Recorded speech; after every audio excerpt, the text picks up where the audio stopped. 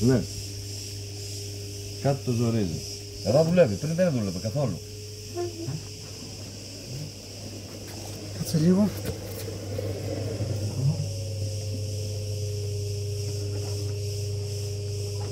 Δεν κάνω, έλα. Κάτι το ζορίζει το.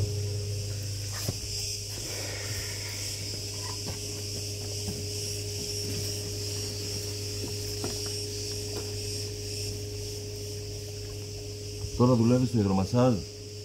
Είναι τώρα. Ναι, στο υδρομασάζ. Αυτή είναι η ανακυκλοφορία.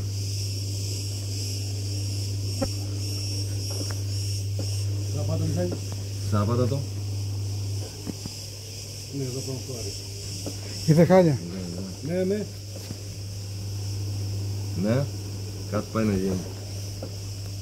Εγώ πιο τώρα πιβάνω. Ραμένο πρέπει να είναι. Ναι, μανά μου.